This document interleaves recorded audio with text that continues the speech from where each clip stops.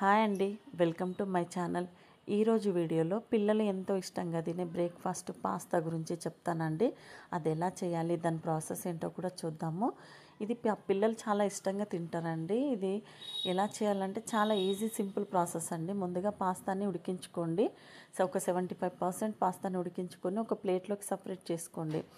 మొత్తం వాటర్ లేకుండా తీసుకోండి. వాటర్ లేకుండా తీసుకుంటే మనకు పాస్తా అనేది మెత్తబడిపోదు అన్నమాట.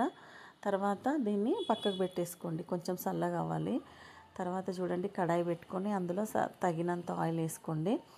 ఇది ఆయిల్ వేడయ్యే వరకు చూడండి. నేను ఆనియన్, పచ్చిమిర్చి, టమాటా కట్ చేసి అయితే పెట్టుకున్నాను. ఆయిల్ వేడయ్యాక అందులో కొన్ని జీలకర్ర ఆవాలు వేసుకోండి. ఈ జీలకర్ర ఆవాలు బ్రౌన్ కలర్ వచ్చే వరకు వెయిట్ చేయండి. చూడండి, కలర్ అయితే చేంజ్ అయినాయి కదా. ఇప్పుడు కట్ చేసి పెట్టుకున్న ఆనియన్ వేసుకోండి. తర్వాత పచ్చిమిర్చి కూడా నేను వేసేస్తున్నాను.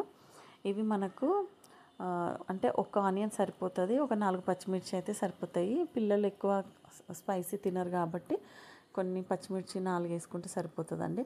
తర్వాత కొద్దిగా పసుపు, కొంచెం ఉప్పు, అలాగే కట్ చేసి పెట్టుకున్న ఒక టమాటా ఉంది కదా, అది వేసేసుకోండి. చూడండి, టమాటా అయితే మెత్తగా ఉడికిపోయింది. టమాటా ఉడికిన తర్వాత ఒక సగం చిన్న గ్లాస్ అంతా, టీ గ్లాస్ అంతా వాటర్ వేసుకోండి. ఎందుకంటే మనము డ్రై చేస్తే మొత్తం పిల్లలు తినలేరు అనమాట. ఇట్లా కొంచెము తడి తడిగా, కొంచెము వెట్టులాగా ఉంటే బాగుంటుంది. చూడండి, మనము పులిహోరకి ఎట్లా కలుపుకుంటాం చింతపండుని, అట్లా మనకు ఈ కన్సిస్టెన్సీ సరిపోతుందండి చిక్కగా. ఇప్పుడు ఇందులో కొద్దిగా మనం పక్కకు తీసి పెట్టుకున్నాం కదా పాస్తా, అది కూడా చల్లగా అయిపోయింది. చూడండి, ఇలా విడివిడిగా వేసుకోండి పాస్తాని ఇందులో.